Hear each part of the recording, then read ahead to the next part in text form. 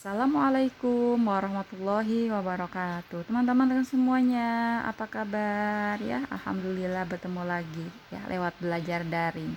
Siapa yang kangen dengar suara Bu Guru? Insya Allah ya, mudah-mudahan ada yang kangen ya, karena dari kemarin-kemarin kita ada ulangan harian ya. Jadi sekarang sudah kembali atau back to YouTube lagi teman-teman ya. Untuk apa?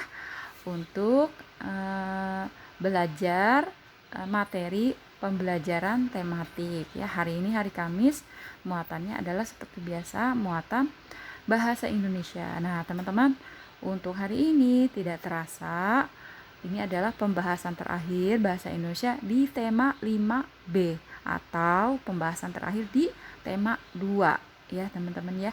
Ya memang bahasa Indonesia itu yang dibahas adalah nggak terlalu banyak ya.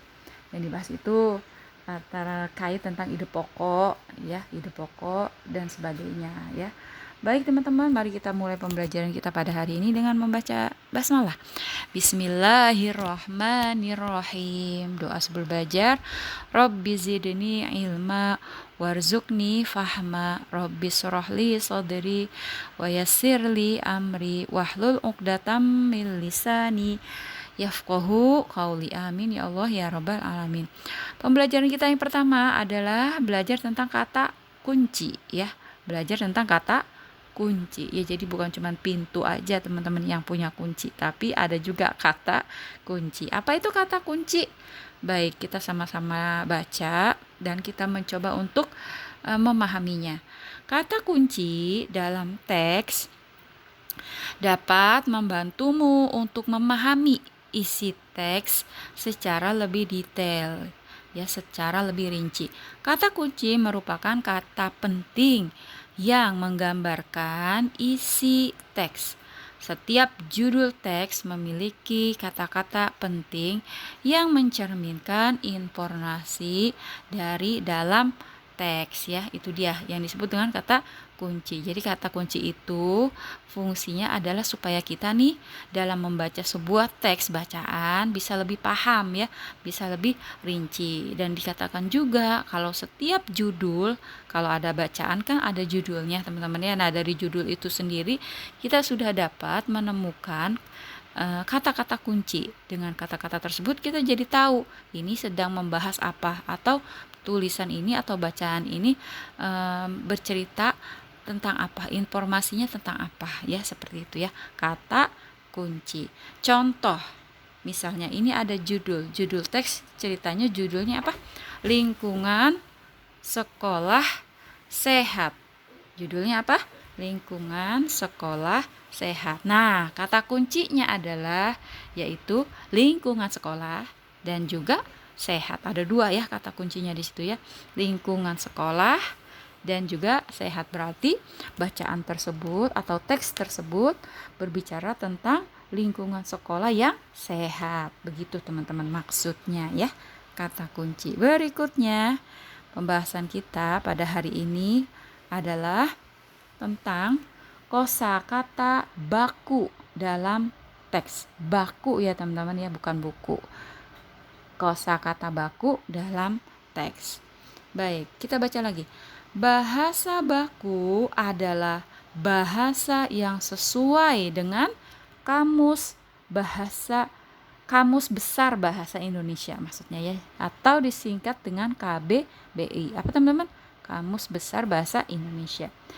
Ya, bahasa baku digunakan tidak hanya dalam bahasa tulis, tapi juga bahasa lisan seperti pidato, sambutan, dan pengumuman. Jadi kata baku atau bahasa baku di sini maksudnya bahasa resmi gitu ya teman-teman ya, bahasa formal, bahasa yang biasa digunakan di mana?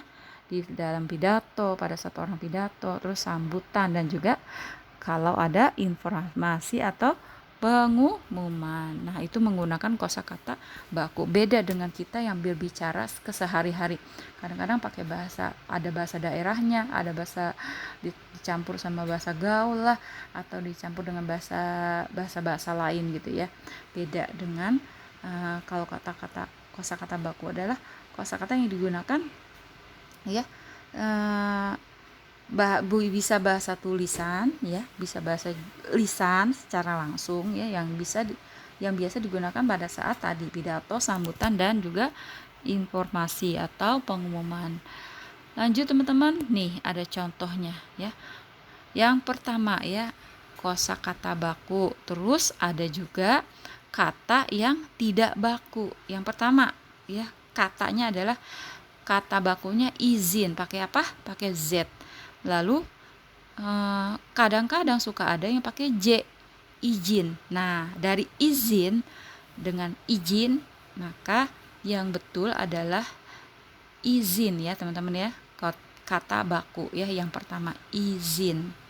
Ya, jadi kalau teman-teman bikin surat atau misalnya nanti lagi pidato, maka yang bagus adalah yang digunakan harusnya yaitu izin ya, kata baku. Kemudian ada infeksi pakai F. Kata tidak bakunya infeksi pakai V. Terus kemudian ada jadwal pakai W. Nah, kata tidak bakunya adalah jadwal. Jadi kalau teman-teman nanti bikin jadwal apapun, yang betul adalah menggunakan pakai W ya teman-teman ya, jadwal, bukan jadwal, bukan ya.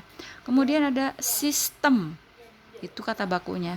Kata tidak bakunya sistem ya. Jadi lebih baik menggunakan yang mana? Yang sistem, bukan sistem ya. Kemudian ada praktik ya. Kata tidak bakunya, oh ini pasti salah Bu Guru ya. Praktik itu kata baku. Nah, kata tidak bakunya biasanya praktek, namanya pakai E. Ya coba kalau lagi di keluar rumah gitu terus ada tulisan biasanya praktik dokter ya. Yang betul adalah praktik ya benar-benar ya. Kemudian ada kwitansi pakai W. Kata tidak bakunya pakai U, kwitansi. Yang terakhir ijazah yang betul ya. Diperbaiki jangan sampai tulisannya ijazah. Seperti itu ya teman-teman ya, selalu bisa memahami kata baku dan kata tidak baku. Berikutnya teman-teman adalah tentang teks narasi. Narasi. Apa itu teks narasi? Ya. Teks narasi adalah suatu karangan. Ya, karangan buatan. Karangan cerita yang menyajikan serangkaian peristiwa kejadian. Ya, jadi teks narasi adalah sebuah karangan cerita ya, hasil buah pikiran manusia, tapi disajikannya dengan rangkaian peristiwa kejadian ya. Diurut kejadian peristiwanya secara urut ya. Tidak berantakan atau tidak acak-acakan. Teks narasi tersusun secara kronologis sesuai dengan urutan waktunya. Misalnya kejadian kita misalnya jalan-jalan dari pagi, kita sebutin pagi bangun tidur, kemudian persiapan, sarapan, kemudian kita mulai berangkat menggunakan mobil, terus di perjalanan, kemudian sampai di tempat tujuan, kemudian bersenang-senang, dan kemudian pulang ya. Contohnya seperti itu ya, berurutan ya teman-teman ya. Nah, tujuan teks narasi, tujuannya ada 3 ya kurang lebih. Yang pertama, untuk memberi wawasan kepada pembaca ya, memberi wawasan itu memberi pengetahuan. Kemudian juga bisa memberikan hiburan ya, kadang-kadang kan karangan itu isinya ya cerita-cerita lucu gitu ya, yang bisa membuat kita terhibur kalau kita membacanya. Dan yang terakhir adalah memberikan informasi pengetahuan ya, ini isinya bisa ilmu ya, ilmu-ilmu yang bermanfaat ya, yang kalau kita membaca teks narasi tersebut, pengetahuan kita jadi bertambah gitu ya teman-teman ya. Baik, tugas apa ya tugas hari ini? Hari ini tugasnya nggak ada, seneng nggak? Seneng ya. Hari ini tugasnya nggak ada karena hari ini jadwalnya Bu Nisa mau vaksin yang kedua. Doain ya biar supaya lancar. Terus pagi-pagi vaksin, lanjut ke acara lomba di sekolah.